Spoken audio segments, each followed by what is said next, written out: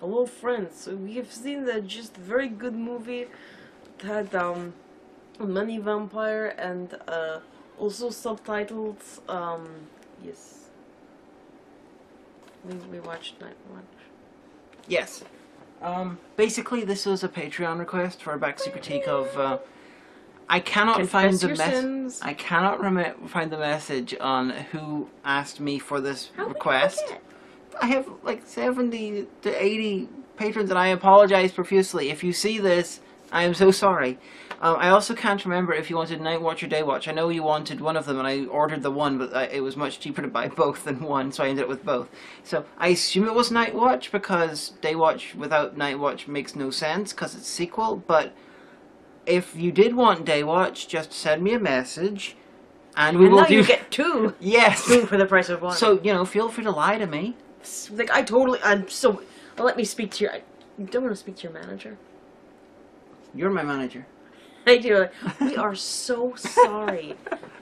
We've talked... I promise you I will address this personally with you. Now, spoilers, I'd seen this before. I saw it years ago. Because when I worked at the bookstore, we carried, when the book first came out in English, we carried it, and I was like, oh, this looks really good, it looks kind of like World of Darkness kind of thing. I didn't see the movie in the cinema, as I don't think I even got an American release, but I did get the DVD. And the original US release of the DVD had one of those covers where you turn it one way and like the birds are flapping and going back and forth. So I had seen it before, but it's probably been about maybe 10 years. I remember when it was first coming out, I was enthralled by the trailers. I remember the trailers looking really cool. Well, their use of CGI is pretty good for the time that it was made, when that stuff was kind of still pretty expensive. Yeah, especially being a Russian film, but, you know, I thought the trailer was enchanting, but then I watched the film and... Enchanting? And enthralling. Look at how they're bleeding. It didn't quite, the CGI didn't quite hold up, and I'm not sure if that's because I've seen so much more CGI now, because I literally saw the trailer years and years and years and years ago, or... if it was because the trailers I was seeing were online from 2004-ish, and it was shit. Oh, that was like before YouTube. You know? Yeah, it was like incredibly basic, and it looked really, really good because we had very few pixels to work with. So I don't know which it is. But I saw... I remember liking it. Like, 'cause I saw it with some friends of mine. Now, the only thing is, I was hoping that maybe you had a release that changed this, that there's no English dub. So you have to watch it with English subtitles, but there's no option for regular English subtitles, just English subtitles for the hearing impaired. So it also says, indistinct shouting, doorbell buzzing. Yeah. He gasps. We got to pretend to be deaf for a while. Yeah. Like, I saw this when it first came out in DVD years and years ago over here, and I watched it, and I sort of wasn't very enthralled and fell asleep. And this one... still not very enthralled, and I nearly fell asleep, but I didn't. I was like, don't fall asleep, because if I'm not allowed to fall asleep during these, and you're not allowed to but fall asleep. But I didn't. I stayed awake. I was going to go to the off license, and so I was going to get some vodka on Saturday night, but I didn't, because I was like, I don't want to fall asleep. And the third... How could we do that to a patron? How could I fall asleep during the backseat and be like, oh, it's great. I just make shit up. It'd be great. No, but it was good. The only flaw is, I think, because... Stop it. Be awake. I'm philosophizing now.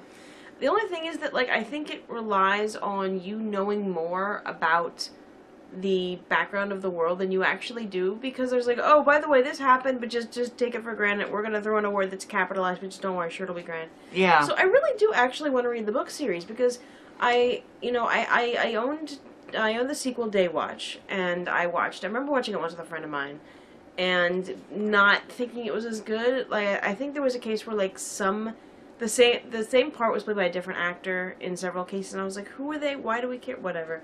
And I know for years there was talk about making the third one into a movie, and it never got off the ground, so... Apparently there's like 7 now. Yeah, so I actually really want to read the novel still. I mean, you know, eventually.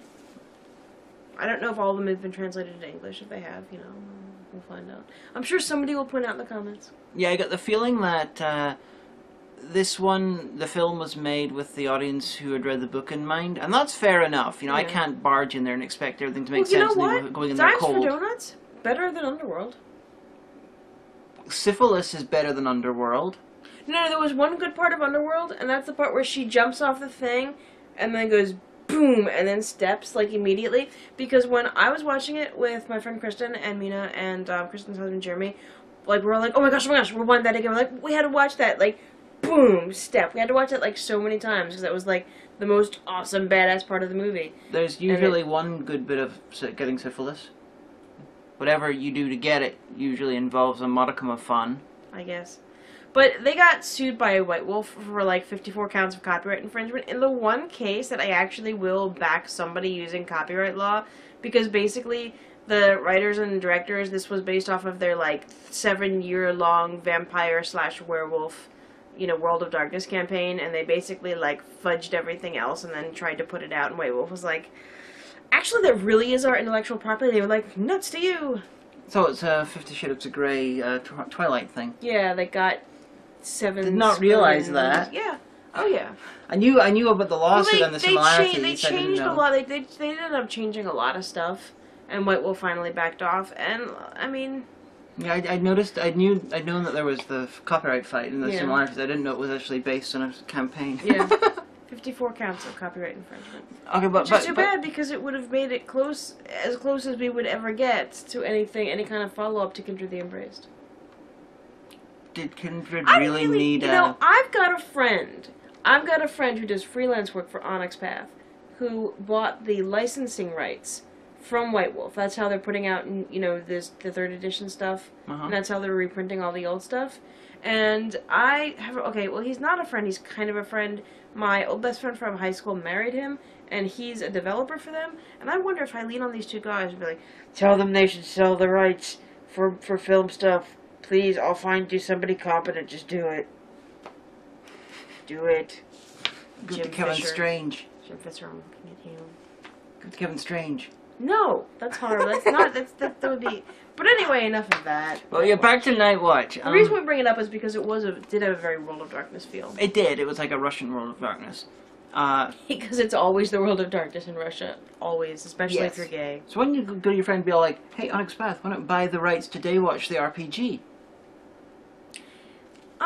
You wouldn't even have to do it that way. All you'd have to do is release it as the D20 Creative Commons. Huh? There you go. Yeah.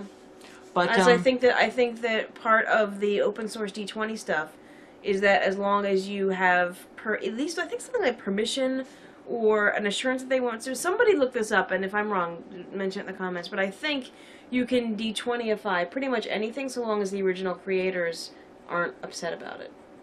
But I might be quoting that wrong. Okay. But yeah. So I was going to make some sort of a sordid comment about Brad Jones's Love Life, the role-playing game, but I thought better of it. Why does it always come back to Brad Jones with you? I don't know. I think it would make a great role-playing game.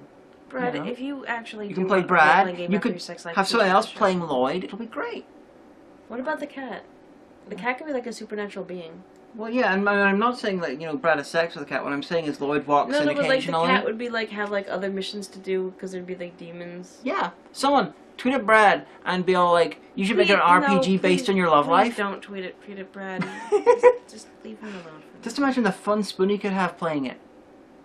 He would actually, though. Probably he would. Be a great counter and then he'd monkey. tweet about it. He's like, "Brad, I'm playing your love life," and just be like, "Oh." Like a great counter monkey story, and then Brad could play it. You know, he could play himself. It'll be this is such a good idea. So anyway, Nightwatch. Yes, Nightwatch. It looks okay. The CGI does get a little bit dodgy in some places, but again, remember when it was made? That was back when CGI was still really expensive for everyone.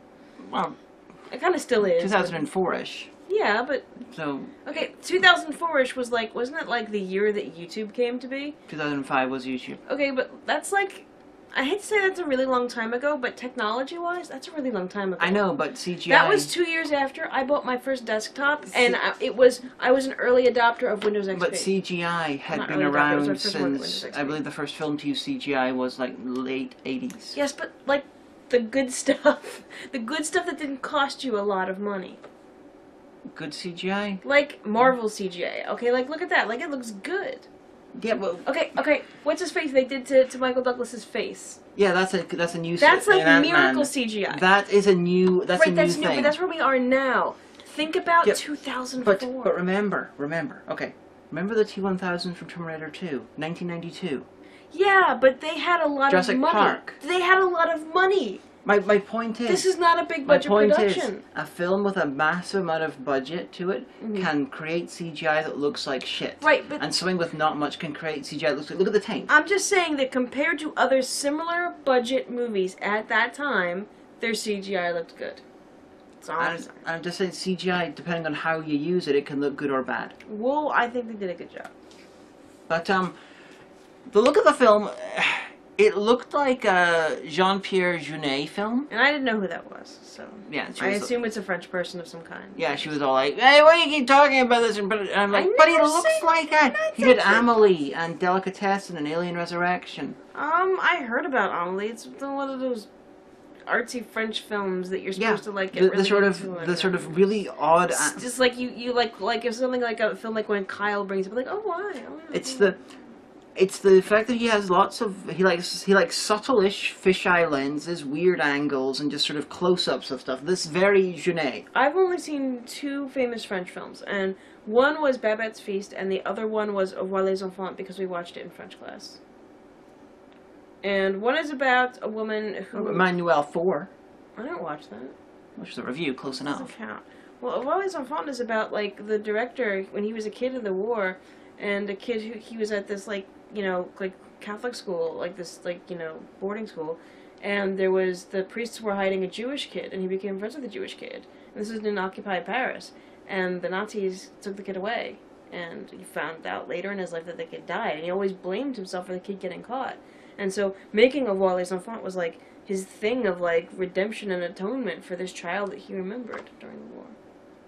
It's nothing to do with Nightwatch, but I'm just saying. And everyone had really cool kitchens in all their apartments in Nightwatch. I really like that one. So, it's like a Jeunet film.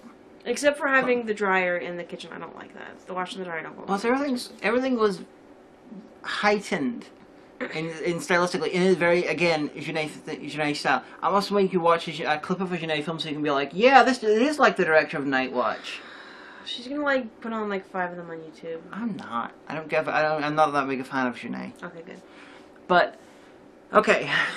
So we should probably tell the main guy, Anton, we're so tired. It's like nearly midnight. He had such a dodgy fucking wig at the start, and later on when he turns into, like, good vampire, the shit vampire. He's not a vampire. He was a vampire. He drank blood and had fangs. No, because he was able to use vampire abilities because he drank blood, but he didn't drink human blood, he drank pig blood. He's still a vampire then. No, because remember the young vampire says to the older one, he's like, oh, see, he's become one of us. No, he's not. He's a light other. They only drink blood when they're going to go hunting and use their abilities. So he's not a vampire. He's like, I think, like, the others are, like, supernatural things, and you can go in different paths. So you could choose to, like, be a vampire if you're already in a dark other. Or you could choose to be, like, I don't know, a werewolf or something. Even though we didn't actually see any werewolves, but the good guys had shapeshifters, so... This is like Jean-Pierre Jeunet directed a film version of Demons in Russia. Make sure the camera's plugged in. There we go. I still think he was a vampire. He was not a vampire. Regardless, he was shit. He was an other. And in his shades and his hoodie and stuff. Well, no, because that's the thing. It's because he was just some schlub whose wife left him, and he got dragged into all this world, the whole entire thing. When he basically, like, goes to, like, a gypsy witch woman, and he's like, I want my wife to come back to me. And she's like, well, she's pregnant, and it's not yours. You want me to kill the kid, too? Oh, sure, it'll be grand. And, spoiler, she doesn't really succeed. And, like, so the Nightwatch, the supernatural light cops come and, bust her. And he's just kind of there, and they're like, oh, it turns out he's another, too. You're gonna choose the path of the light? Yeah, sure. So he is, like, just basically some schlub. Like, he's not even, like, he doesn't even have any combat abilities. Yeah, so why do they send him? Why do they send him or not train him or something? Because he might be, like, the only one he have in the area. But, regardless, he's shit. But well, there's, like, the armies of light and darkness, which actually have no connotation to any kind of religion, surprisingly enough. I've been fighting for eons and eons and eons, and they have this truce. So, you have to behave yourselves. Because they're equally matched. In his shades and being a shit fighter outfit, he looks like Damage, who's a player of Vampire the Masquerade LARP in Stoke-on-Trent. It all comes back to LARP. If any of you have played in Stoke by Night, you know who I'm talking about. Write the show. You should say write the show at some point. It's like my line. I say it. Write the show. No, you have to do it at a good time. If you ever said write the show, write the show. No, now you're ruining it. Now you're saturating it. Now it's not funny anymore. Now I can't say it like for another like long time. Oh. I do it on Gomer's show sometimes, and always gets a laugh. But yeah, so there's a girl who's an owl, and you know, just a guy who's a bear and tiger or something. Lions, owls, and tigers and bears. Oh my! Keep going. Hedwig the owl had a very angry inch of beak. No. And this is something that I think is probably more expanded upon in the book. Like, at one point, the boss of them was like, you need a partner here. There was a stuffed owl at him, and he's like, what the fuck is this? And he throws the owl back. And the guy's like, fine. Throws the owl out the window, or it flies off. Apparently, they turned her into a stuffed owl for punishment, and she's been like that for like 60 years, and she turns back into a human and takes a shower. And there was, and toward the end, Rutger fucking... Russian Rutger Hauer. Really silly. Russian Ger Hauer pulls a fucking sword out of his spine. It's entirely foreshadowed because you see him playing basically a PS2 version of the final fight. Like, you see it in the middle of the movie, he's like, I'm gonna win. I'm gonna pull a sword out of my spine. He's got the amazing darkness power of creating fucking video games on the PlayStation 2. He is, because it's a PlayStation 2 controller. And then he does it with then he uses motion controls as though it was a Wii. He does. And then they intercut the final fight with that. That was pre-Wii too. Yeah, they intercut that as though it's fucking Uwe Ball's House of the Dead. But he pulls the thing out of his spine. This is taking the place of Wild Zero as the most ridiculous pulling of sword from somewhere ridiculous to do a fight ever. And Wild Zero, it was a sword out of a guitar that was smaller than it to kill a fucking spaceship. At least he didn't. Yeah, at least he didn't cleave a spaceship in twain. See, that would have taken it into awesome. And this one, it was just like Wild Zero triggers me. With the spine sword.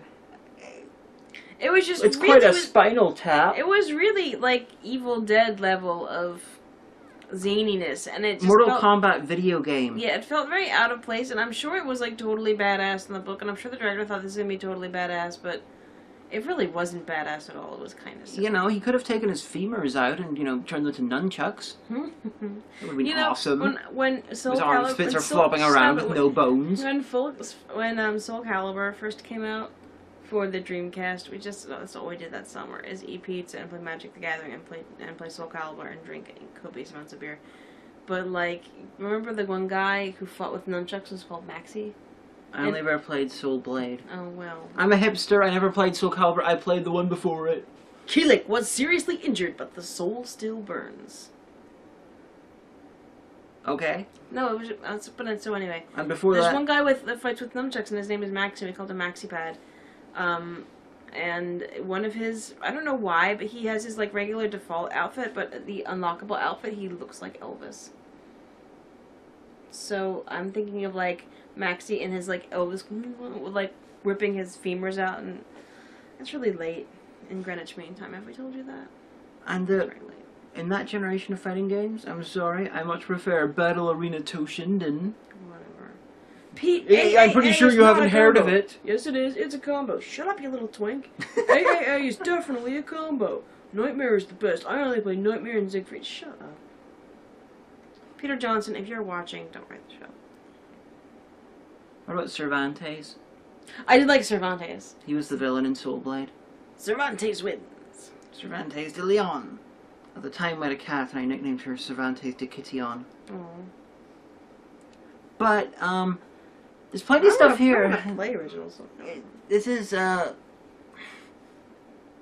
It was good. I still enjoyed it. There were just bizarre stylistic choices in directing, like just randomly speeding stuff up every so often. Like, I thought that was cool. It's because then supernatural stuff's going down. Yeah, but like, I'm gonna speed up the lift going up really fast. Gloom that's like apparently like a kind of realm that you can go into, but it bleeds the life out of you if you're not trained to live into it, and that was kind of really neat. The villain, he managed to get to the roof by getting into the lift and then speeding it up until he like Dragon Ball Z power up. He was like in the lift, which sped the lift up so fast it flew up into the roof. Great glass elevator shit. And then there's other bits just where randomly the shot is sped up, like they're driving or something. It's like, yeah, and they're driving their Ghostbusters mobile. Because it makes you feel excited. It makes you feel like action and things are happening. And if you notice the stripe that they have on the Ghostbusters mobile truck, it looks like the random stripe they added to the new Ghostbusters movie uniforms. So, again, another connection. So these guys, these are like the Vladimir Putin's queer busters. They're driving around in those vans and killing gay people. That's my version. This is actually like a demented person's view of what's going on, but this is actually real life Russia, just homophobia. And it's like, oh no, it's actually monsters because gays aren't human. Someone turned that into a film. But it's really good. And Rainbow Watch. I mean, if you think that you sound interested by what we're saying, totally go and get it. You can probably pick it up real cheap on DVD right now. You probably can.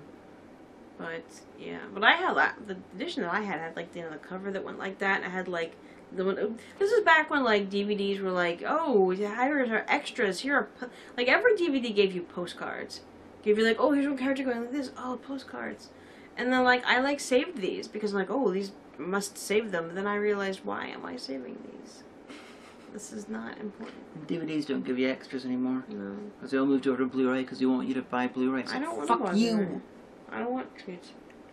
I like extras, but fuck you. We only buy Blu-ray every so often. Yeah, well. But so Omega likes it. You know, this is unusual for us. Omega liked it more than I did. But then again, I liked it back in the day too. So. And I told you before we started today. I remember liking this movie. If we have to watch Day Watch, maybe she'll like that more, and then she'll be like, "Finally, something I can make you watch!" Wah, ha, ha, ha, ha. And then she beats me to death with it. She's been going off like this all night. I don't know what's up. I really still do want to read the novels. If anyone has read the novels, please comment and tell me if they're good or bad, or whatever. Maybe it's something that's lost in translation. Maybe it's better in the native Russian. I don't know. But yeah. Oh, question. At the end, when the fight, breaks out again, and in the middle of modern day Moscow for whatever reason, but then you see shots of them, and some of the heroes are in the fight. Like, they had Bear and other characters, they were there fighting. I think it's implying that all of the warriors of darkness and light will be endlessly reborn. Yeah, that's what I was wondering. Is it like a Highlander to the Quickening thing where everyone... the way that I took it to me is the fight started way back in the day, like millions whatever years ago. But because the guy paused it, it's one of those things that metaphysically it is always going on. It's like it's time doesn't exist. It's happening in the past, present, and future. So it's a little bit like the Highlander to the Quickening. I've never seen Highlander 2. Good. That is a state of grace. Keep at it. This is like my life. I'm just letting you know. But yeah, so I mean, it's good, and I think that you should see it if you haven't seen it. If you disagree and that, oh god, it was the most puke-driven thing of drivel I've ever seen, then say so in the comments. And it's the internet. I'm sure someone will disagree with you. Tell you, it's Russian Demons, as in Demons of the Show, that I reviewed, which you can find on YouTube. Can you find it on YouTube? Yes, along with this video. Hello, YouTube. Hey. Fuck you, Blip. Someone comment first. Someone's been going around, the same person commenting first when I post something, and it makes me feel like, aw, I'm really made it on the internet, now someone commented first. But then, like, days pass and no one else comments, and I'm like, it kind of loses its impact if nobody else does. But, yeah. Any big announcements we have? Stuff's on YouTube now. Oh, look. I think we'll put, like, a thingy here. Oh, actually, up here. I was looking down because... Oh, there's gonna be, like, a thing there. I don't know what. A link to something. A caption? Something. An annotation? I don't know. Click there. There'll be a link to something interesting, probably. Ooh. Something that... Where? God fucking damn it. There we go. A link to something interesting on YouTube to do with me or her. Or possibly both of us. Yeah. Ooh, magic of YouTube. Fuck you, Blip. Yeah, so if you're wondering, new episodes of whatever patron this is, I'm so sorry. We've been, like, rambling, like, everywhere. Yeah, but we talked about the film as well. Magical first step of Underworld to how to sue White Wolf to, or, you know what I mean. We told you about the film itself, too. That's true. But, all we need to, like, call up Robin for the crime of the day. Do you think they're still asleep? Probably. But, basically, if you're wondering about new episodes of Hagen, if it wasn't for this Blip shit, I would have had at least one episode done by now. You know, after Slow Torture Freak Chamber, I would have been aiming to have a second one out before the end of the month. What's the next one? Well, Jaja and See Me Dance and Merlin the Return. I would have had them done, but because of both stuff, I'm having to spend all the time ripping and re-uploading and dealing with copyright shit and doing stuff like that and re-embedding. It takes fucking ages. So, I'm also having to re-extract videos and stuff and re-render them, and which takes hours. So... Oh, and I found some stuff, some old stuff from way back in the day that I did under duress for PME, but which I still think were really good, so I'm going to remove the PME bits from them. I'm going to post them again. Yeah. Because, god damn it, one of them was really fucking brilliant, and I'm really fucking pleased about it. So, hopefully early first half of September for when I start going on Hagen again. I'm going to get all of my uploads and stuff, except for maybe the Doctor Who stuff, done before the end of the month, but I'm going to take the time to do some writing, because I got to get a script written for me and Film Brain's crossover at OwlCon. He's still not sent me the notes for.